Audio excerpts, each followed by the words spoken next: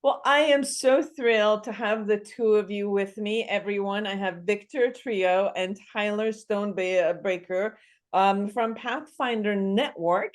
And I know that we're going to share a little bit about what's going on with the Pathfinder Club. So, Victor, I'm going to give the floor to you to start. Yeah, well, thank you for having us. We're excited to be here. I'm with Tyler sitting right next to me, and I have the honors just to be able to, talk about the amazing work that we're doing. The Pathfinder Network, it's a nonprofit that's been out here in Portland, Oregon for the last 30 years. And I'm fascinated to say that I'm a program coordinator for the Pathfinder Club and Popsicle Club. And what the club just is there for, I wouldn't say but I mean, because it's a powerful club, it's there just to support students that have been impacted by incarceration, deportation, or detention. We believe at the Pathfinder Club that we pave a trail from hurt and harm to hope and healing, and we do that through an arts-based curriculum, writing, drawing, having guest speakers come in and share stories of resilience, and it's a wonderful club that helps to be able to navigate the shame and stigma attached to incarceration. Beautiful. Thank you. Taylor, I want you to also introduce yourself. Yeah, all right. So I've been a part of this club since it started basically 3 years ago. And so I put in like a lot of work. We do like a lot of writing and like art stuff that helps really like well, because I've like for a while I was ashamed of like what I go through and all of that. And so the Pathfinder Club has really just helped me see who I am as a person and like better myself and help me go through like healthier ways to go through like healthier ways to deal with what I go through. Beautiful. Thank you. Um, Victor, please share what your perception is and the facts and the perception of what it is that creates most of the reasons for incarceration and the ages that your Pathfinder network really deals with. Yeah, I can actually speak from this from a personal experience, growing up with having my father incarcerated throughout my childhood life. It caused a lot of shame, caused a lot of hurt, a lot of sadness that ultimately turned into me yearning at a young age to want to follow in his footsteps. Like I was, in hindsight, when I look back and I do a lot of processing and share my story, I had this deep yearning as a young teenager. Tyler's 17. I had this yearning like when I was 12 or 13, you know, going into prison, seeing my dad. I said, hey, this is where I belong. This is where I can be close to my dad. I want to come to prison too. And through the time of me processing and me actually understanding what were those factors that took a young man as myself to say, hey, I want to go to prison at this very young age. And it had to do with poverty, a lot of social determinants, not access to healthcare, not access to programs. My mother was a single mother. She was struggling. She was trying to do her best, and I remember just, at times, we didn't have food to eat. I remember going to school with the same clothes on every day. And ultimately, I became incarcerated myself. And one of the things is I really took advantage to take a look at, the social factors of society. What can I do to make a difference? And when I was released, over three and a half years ago, I made it a passion, a point of mine to, do this work so that I could support, like I say, young Victors and young Monicas that are growing up with those pains. And I was fortunate to land this job and be now a coordinator of these wonderful clubs that we run throughout all the country and to support the kids that I know firsthand what that shame and stigma feels like. It's interesting of what you said, which not many people think of it that way. But thank you for sharing, which is at times, if that's the role modeling that we have, and that's who we see as a safe world because our father is there and we go see them, and somehow we feel like that structure is safer for us than the outside because we don't know any other structure outside that would keep us safe. And it pulls us into that path. But it seems like when you did go to that path, as you came out, you found new purposes in the way of wanting to support for teens not to have that path. So that's beautiful. And Taylor, have you been incarcerated also? No, I've had a lot of family members like dozens of people in my life have been within the system, like doing like all that. And so like it really just affects my like every day seeing like people I love incarcerated. Yes. And you shared about a feeling of shame that you had before you came to this program. Can you share with us what caused you to have that type of shame? Yeah, so like going to school, like most of the people I would like hang out with weren't really like going through like the same things I was. And so I was thinking that I'm like not normal for this and I'm like different from everybody else, so I should just keep that and hide it from everybody and then like deal with it when I get home. Got it. So, do the two of you think that the incarceration is because of many of the conversations you had, whether it's the shame or that the environment is abusive, it doesn't nurture you, and that part of that could lead into drug use, and from drug use go and become incarceration, or the drug use and then, doing something that gets you into trouble? And at that moment, is it the thrill of it? Is it more that you're coping with something internally, and then you're acting in a way that would get you incarcerated? What is the path that you have experienced in the mind of a teenager that takes them from a location of being at home a tool or the act, then that becomes a crime, and then they're incarcerated? That's a powerful question. And the first thing that jumped out at my mind is the factors you said, environment and coping. Um, through my own personal experience and through the hundreds of youth that I have worked with while incarcerated, I started a youth offender program while I helped co-create a youth offender program, and hearing the stories and the similarities, and then coming out here in society and working first as a mentor prior to me becoming a program coordinator for the Pathfinder Club. And the youth that I have worked with that are all been system impacted, they themselves are either incarcerated or their family members are incarcerated. The common consensus is coping. The common consensus is like, hey, I've endured this life, and these are the only set of coping skills that I know how to endure. This is how I know how to process my anger. This is how I know how to process my shame. I want to emulate. Yes, I want to use drugs. Yes, I want to go out and party. I want to do everything I can to take away that pain and that hurt. And unlike what we have started here at the Pathfinder Club and Popsicle Clubs, is through art and through community that you see that you're not alone. And I know Tyler can speak to that. Like he was saying, like being around friends, same thing I had when I was growing up. When I was around friends, I was like, once I told them my dad was incarcerated, I'm not a cool kid no more. Or their parents would be like, you can't hang around with him. He's a bad kid. So those many of the factors for me and my own experiences, how do we cope as a society? How can we cope? How can we provide that direct service, that mentorship, so that that youth doesn't have to go down that path? Yes, I used to work with a 17-year-old who the gang in the environment was trying to kind of bring him in. So they would poke at him and to get him to do like shooting or do different things.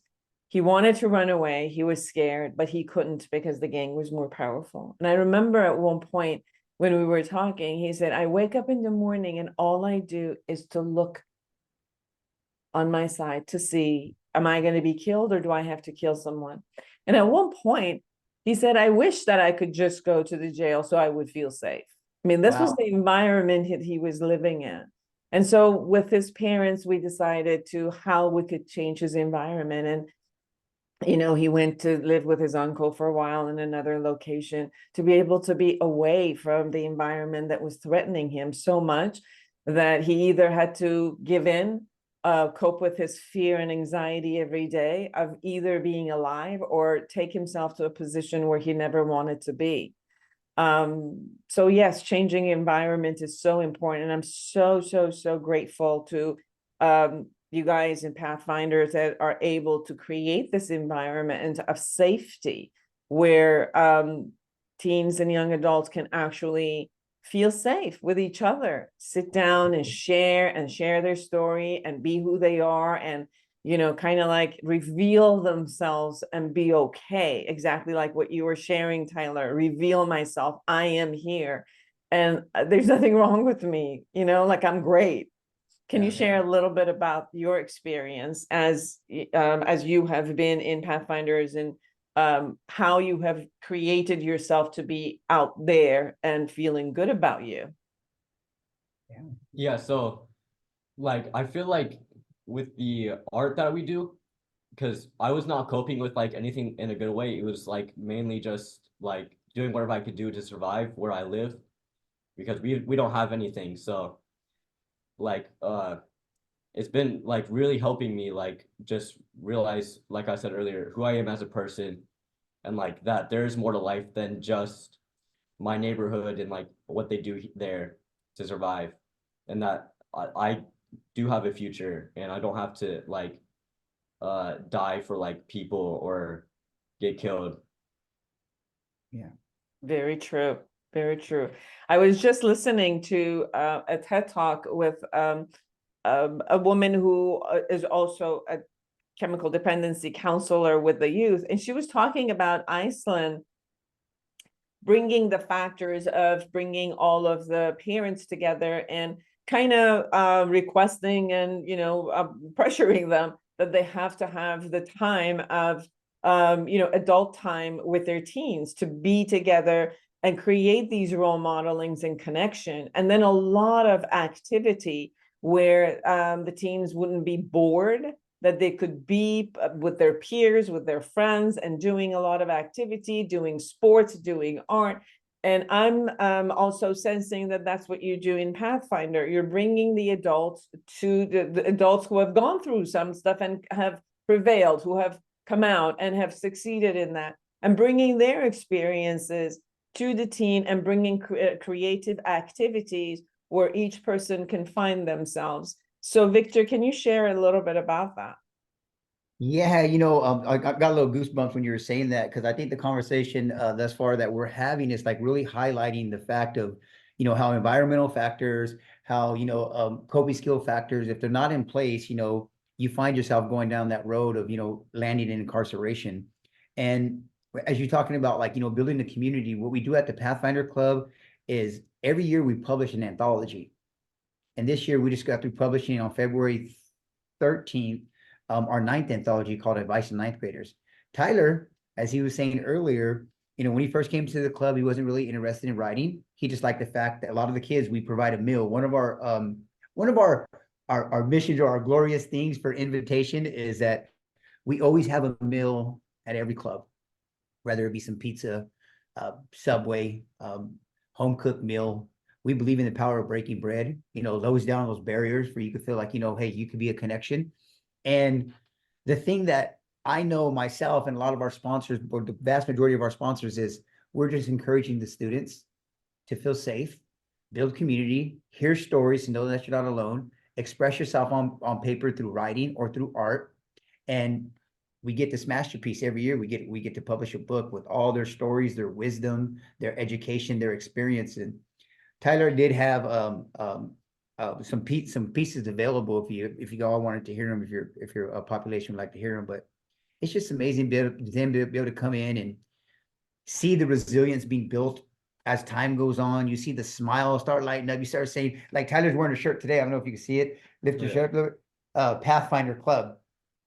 So we Yeah. believe like giving swag out, where they could feel like validated, like, hey, I'm a member of a club. I'm not a member of a gang. I'm not a member of, X, Y, and Z. I'm a member of a club, and this is how I'm able to channel, my hurt, my pain, my shame, my stigma.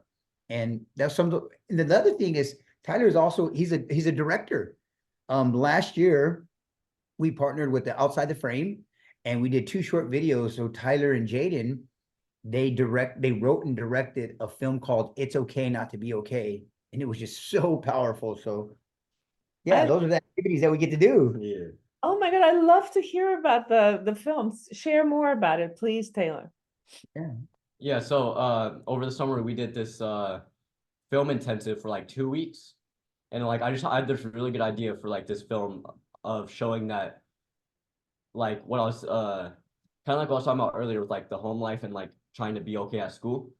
And so like it really highlights the like 3 different students that are like going through something at home, and then like just like showing that it is okay to be not okay. Mhm. It was so bone chilling where they actually worked with directors that, you know, who directed on Netflix, on commercials. Outside the Frame's a wonderful organization, and they had professionals. But what they did through that 2-week intensive is they gave the students, we had 12 students, we made 2 films. They gave them their autonomy to write it, and all they did was help them perfect it. So Tyler was actually directing the actors. You know, I was actually an actor in the film. He was like, okay, Vic, do this. Sherry, do this. Cheyenne, do this. It was just so amazing to then be able to see, like, hey, their vision that they had became a reality on film. And I would love to share those with you too. They're on our Facebook page. Oh, absolutely. I love to have the link so that I would put it here, and so people who are watching us afterward, they can actually go through the link and find it. Perfect. Yeah. You Write it talked down. about Tyler not being okay, and then it's okay not to be okay. Can you share the experience of not being okay, and then what it feels like then to become okay Hmm. with that? Yeah. So I was like, so you're talking about like there's like the feeling or yeah. The thought process, the feeling that comes with it, some things that you might do when you're not feeling okay versus when you are. Yeah, so like when I'm not feeling okay, so like I live in poverty. Like my neighborhood's not the greatest. There's like a lot of shooting and stuff. And so like I tend to like get like just really in my feelings about it, like where I just don't care about nothing anymore. And so like when I go to the club, like it really shows that like I'm not alone. And so like when I'm feeling better, it's like I tend to care about life more, like whether I do live or die. So yeah. There's a purpose then. Okay, you Yeah. the hopelessness of what's the point? Like the environment is so harsh that I can't survive, or I don't want to survive in this environment. Then you go into another level of hope where there is something that I'm good for, that I'm helping, that I'm supporting, that I'm sharing. So you find your usefulness and a purpose to live, and that brings hope. Yeah.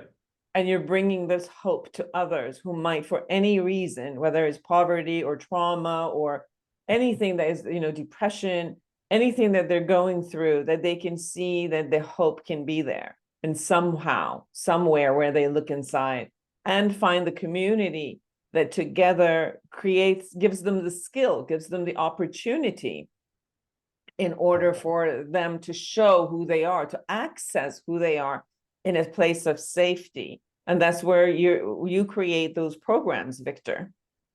Yeah. Yeah. Oh gosh, this conversation is so good. Just hearing your perspectives too, and in line of what our mission is that, we at the Pathfinder Network, our mission is one of the things that attracted me to get hired here was, the fact of that, we believe, that all people are worthy of change and in second chances, and just to provide individuals and families with the support they need to be safe and thrive, you know, and I know the mission like the back of my hand, because it's like when I'm out in the field, when I call it the field, when I'm out working, doing direct service, or, going to the club, I'm always channeling how it was for me and how I was able to build my resilience.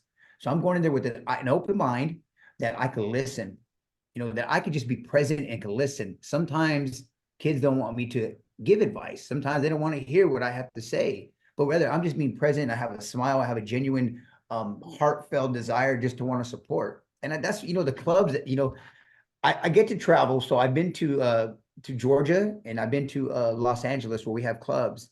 And the thing about the club, the atmosphere is that you just feel calm. You feel the peace. You see students laughing and diving into writing, or sharing about this, sharing about that. And it's just so heartfelt to be able to know that these clubs exist and I'm able to be a part of it.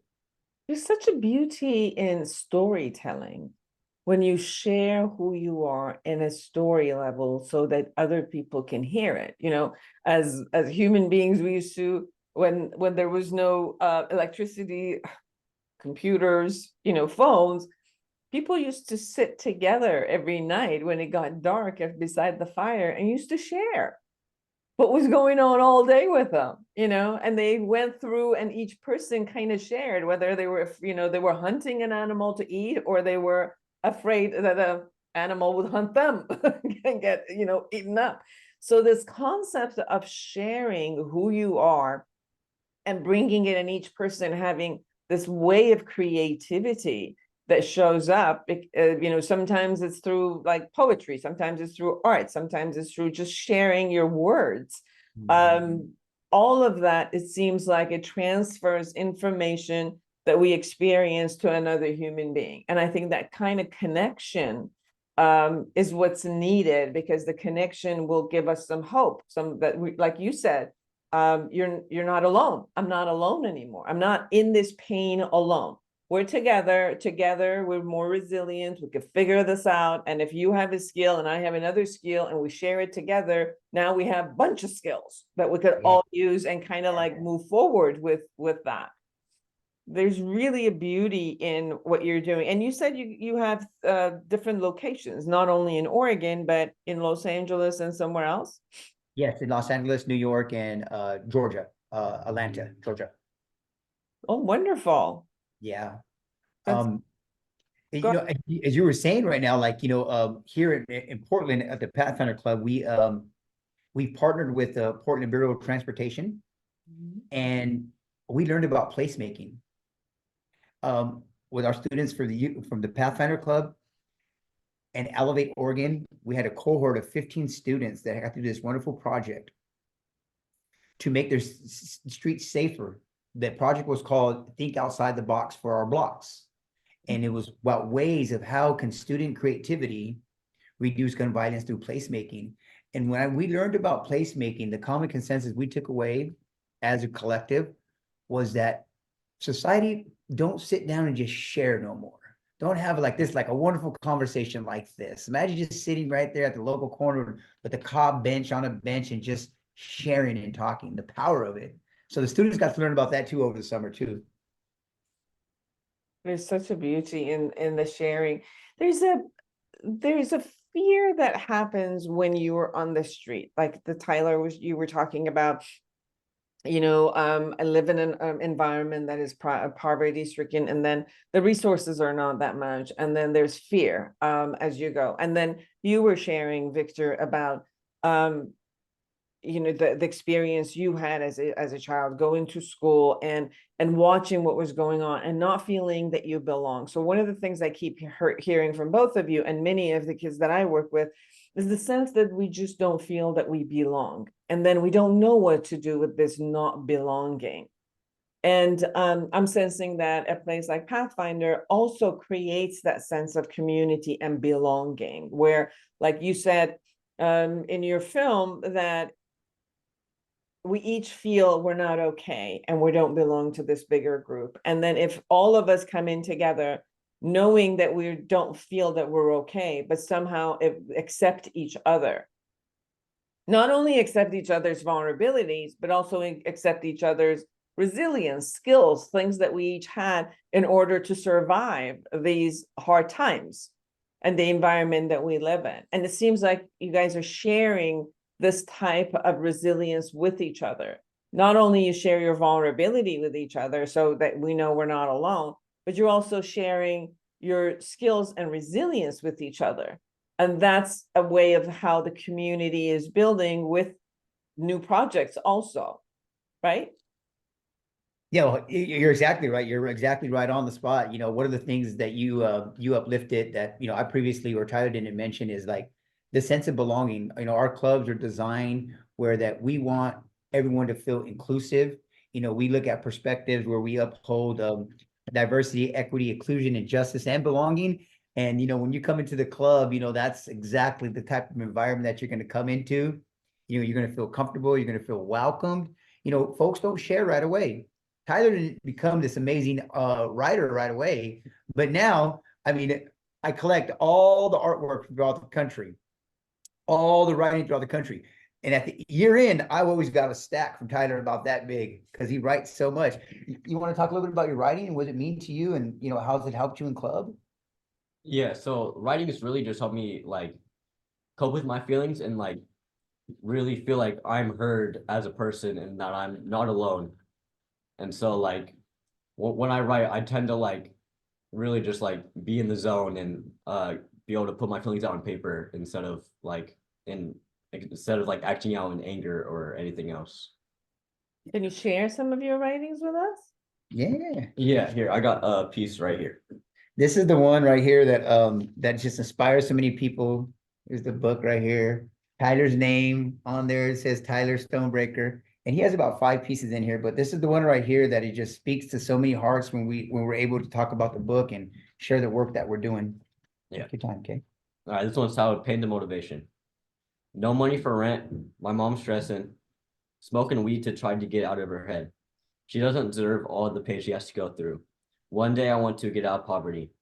Pain is a deep feeling of hopelessness that can break you, but you got to use it as a motivation or it can eat you alive. Wow, that is powerful words. Thank you. Thank you. So where can people find that book? So the book is called Advice to Ninth Graders, and you can go to popsclubs.org. So that's POPSCLUBS.org, popsclubs.org, or you can go to the pathfindernetwork.org. The book, I actually have it by my bedside. I read it, me even as a person, who's obtained the resilience, but still, there's days where, you just feel like, you're not enough. And hey, you feel like, what am I doing? Or, and I always pop open a page and it's just so inspiring to be able to see that, I've been able to be a part of this great mission, this great community building, this great, providing hope and belonging to students. And yeah, the book just really speaks to my heart because it's so well put together, and over 100 student authors are in it. Mhm. Victor, I see the essence of love and gratitude in your face and tone when you talk. Not only you've taken on a great deal of responsibility, but it's something that it seems like you're made for. It gives you juice of life in a sense. I just, when you say that, when you talk, it's like this shine comes through your facial expression, and it's so much with love. It's so much with like this greatness, grandness, not grandness out of ego, but grandness out of like love and connection. It's like and I think that's pretty much also what heals, like that essence of connection through love. And I think that heals also a lot of the pain that Tyler, you were talking about, knowing that you could be somewhere where people have experienced the pain, but the pain hasn't just created darkness. The pain, they were able to create the light in between all the darkness and hold on to that and hold on, and give it to others. So part of, like, Tyler, what you're writing is you write from the darkness into the lightness, in a sense of opening your heart and being to other people. And I sense that when you guys talk about this, like the glow shows up.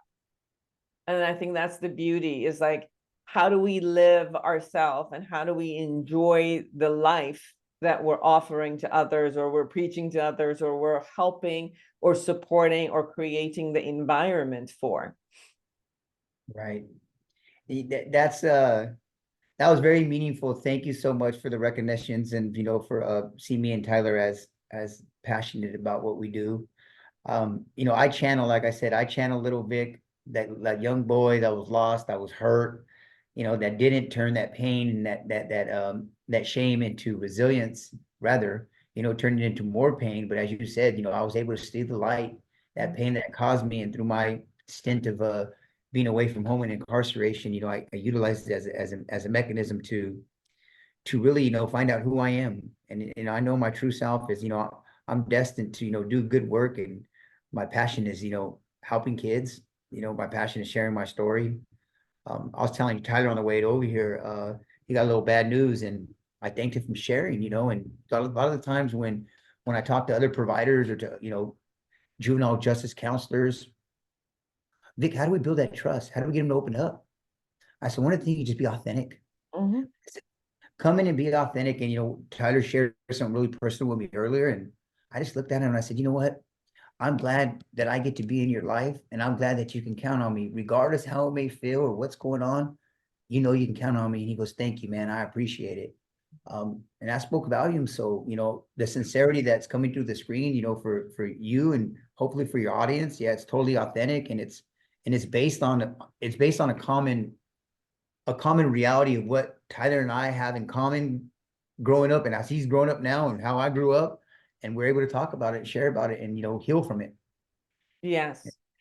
Victor, what did you talked about being incarcerated yourself, and then when you came out, there was something that shifted in you. There's a moment that, it's almost like a crossroad that we could go either way, right?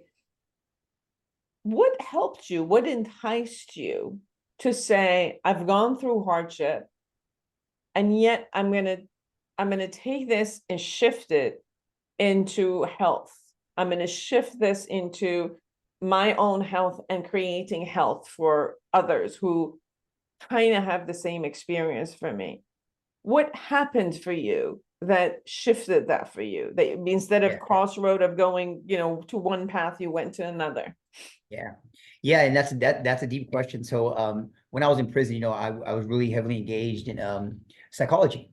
I was a psychologist, I was in therapy. And, what I really needed to do for myself, and it took a while, was to heal. I needed just to, my mother tried her best. My father was incarcerated. You know, I was hurt. I had a lot of pain, but through forgiveness, that's just the simple answer I can say. And I mean, I know it's not simple when we look at all the factors, especially what I've been through and what my students go through, my youth go through. Um, but it's healing, it's process of healing and forgiving. And once you're able to forgive, you're able to say, okay, and that's what happened with me when I was able to say, okay, I totally forgive. Okay. And you know what? Now I have a choice. What do I want to do in my life? Because I'm not holding in this trauma. I'm not holding in this anger, this sadness, this rage, the hate. I can breathe now. And then I discovered the true self, which is an authentic human being who loves doing the work that I'm doing. And that I thrive on that every day. I thrive on the fact that I'm an authentic human being. Yes, I have flaws, but you know what? I'm healed, and I'm going to continue to heal. And it allows me to be able to do the work that I do. Beautiful. And Tyler, what was the crossroad for you? What happened inside of you that you decided to join and then become, yourself such a leader in this program? What was the shift? Yeah, I feel like the shift is because like around the same time I started joining the program, something happened with my brother, which luckily thankfully he's still alive, but it's like it like really changed something inside of me that's like, this is not the life I want to live anymore. I don't want to hurt my mom like that. I don't want to hurt my sister. I don't want to hurt anybody anymore. And I want to like better myself as a person and like really like figure who I am, because I know this is not who I am. And I'm sensing that you got it, that you matter, because if something happened to you, you were hurting other people who loved you. And it showed that you truly matter. And you're like, okay, if I matter, let me then do something which emphasizes in a healthy environment. Good for you. I'm so proud of you guys. It's so amazing to have to see the resilience. People come from different trauma.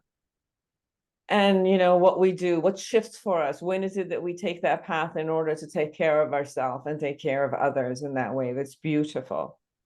When you were talking about therapy, I've been a therapist for about 30 years, and I developed a model called awareness integration theory, which takes looking at what we do, how we think and feel, our past, how it incorporated in our life, and how we could create that kind of integration in order to create that kind of forgiveness and take responsibility the same way Tyler was talking about. Okay, I'm going to take responsibility about who I am and shift.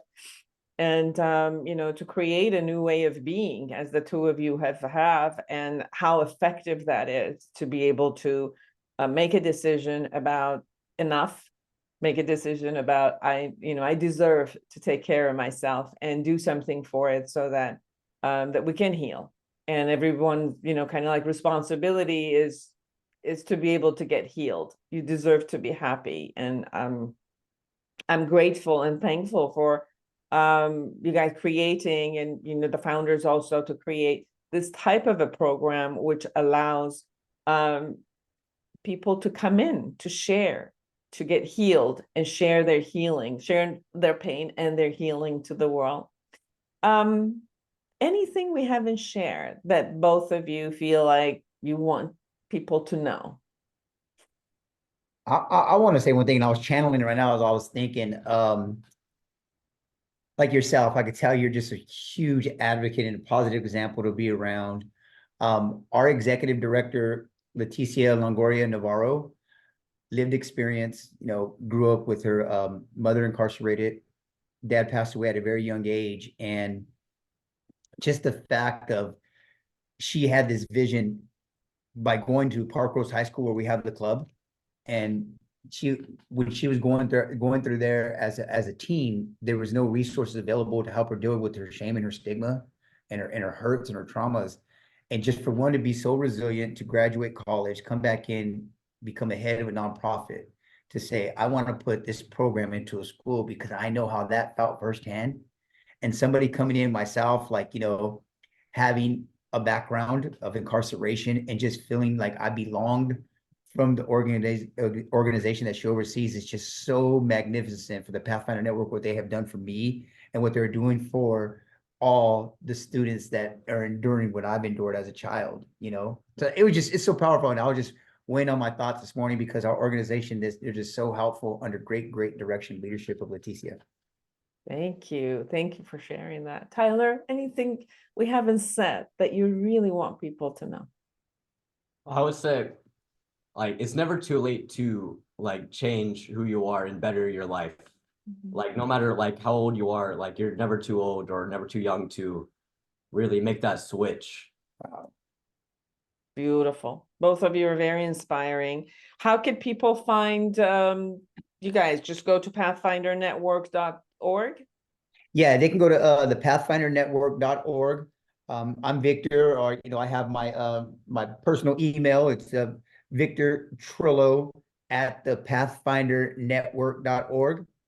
But our wonderful communication manager, Kylie, if they reach out to the pathfindernetwork.org and they want to hear more from me and Tyler, or want to connect with us, and as our journey is, as we just keep building a better society together and helping folks endure the traumas of the impacts of incarceration, we're totally available. Beautiful. Thank you so much for taking the time to be with us. Thank you so much. Thank you. Bye-bye. And thank you, all of you, for creating an amazing time to be with us. Until next week, create an amazing life for yourself and everyone around you. Bye-bye.